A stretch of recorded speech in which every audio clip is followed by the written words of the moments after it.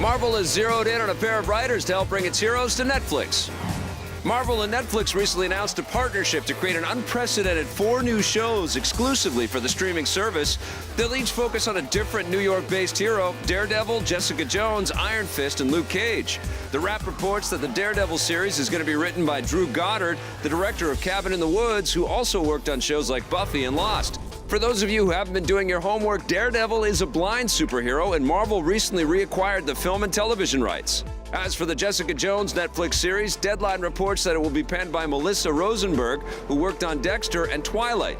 Jessica Jones is a lesser-known Marvel hero. We'll keep you up to date on all of the new Marvel projects. The first one will hit Netflix in 2015. Once they're done, they'll culminate in a special miniseries titled The Defenders, where all 4 heroes will join forces. It's going to take a little longer for all the Marvel heroes to save the day on Xbox One. The Xbox One version of LEGO Marvel Superheroes has been delayed. It was slated to be a launch title on November 22nd, but publisher Warner Bros. Interactive has revealed that it will now arrive sometime after that.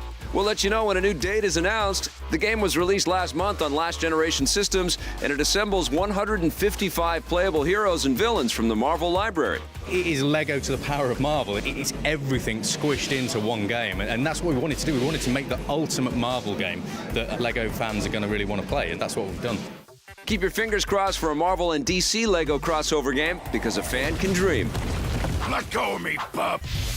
Apple may not be thinking different than the competition when it comes to the future of mobile phones.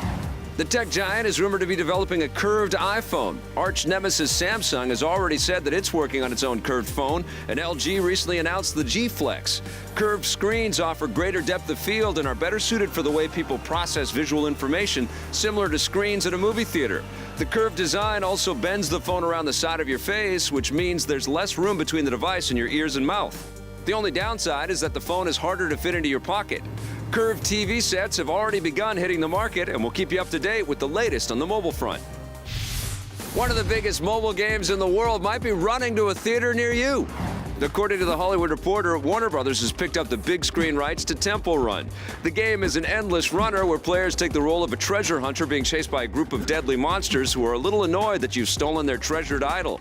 The game and its hero bear a striking resemblance to Indiana Jones, so don't be surprised if the film reminds you of Indy as well. But then again, everything reminds me of Indy. The Temple Run movie is being overseen by Harry Potter producer David Heyman. We'll let you know if more details come running in. Lord of the Rings and Hobbit fans will soon be able to return to Middle-earth. Get ready for Middle-earth: Shadow of Mordor, a next-gen game set in the J.R.R. Tolkien universe. It's being developed by Monolith Productions, the same team behind Guardians of Middle-earth. That was a MOBA game, but this one will be an action game where players take the role of a single hero. He's a new character named Talion, who's slain by Sauron, only to be resurrected to take him on as a ghostly wraith. Lord of the Rings and Hobbit director Peter Jackson is serving as a consultant, and expect more details soon. In the meantime, The Hobbit: The Desolation of Smaug will pop off theater screens in 3D next month. And if you're planning to watch 3D movies at home with the PS4, you'll have to wait. Sony has revealed that the new console will not support 3D Blu-rays at launch. The feature will be made available with a software update after launch, but there's no word yet on when that will arrive. You'll still be able to use the PS4 to watch plain old 2D Blu-rays and DVDs, which means that James Cameron will be shedding tears until the update is released. The PS4 arrives tomorrow, just in case you forgot. Don't be afraid, Disney is going to get a little darker with its latest movie. Here's the first look at Maleficent, a new movie that explores the untold story of Sleeping Beauty's prickly villain. She's played by none other than Angelina Jolie, and audiences will get to see the events that hardened her heart and turned her against the young Aurora. Jolie wanted the film to be family-friendly, but still have a dark side. We wanted to make sure that it had this beautiful fairy Disney element to it, but at the same time, it is the villain. It's the first time Disney's done the villain, and so it had to have something a little sexy about it, a little edgy about it, and we had to find that balance, and that was the challenge. Maleficent will land in theaters in summer 2014. It's official, 2015 is going to be the most crowded year in motion picture history. The Assassin's Creed movie will emerge from the shadows and take on its foes on August 7th, 2015. It's being produced by 20th Century Fox and game maker Ubisoft, with the new Magneto himself, Michael Fassbender, set to play the lead. It's unclear if he'll be taking the role of a familiar assassin like Altair or Ezio, or if he'll be donning the hood of a completely new character in the vast Assassin's Creed universe.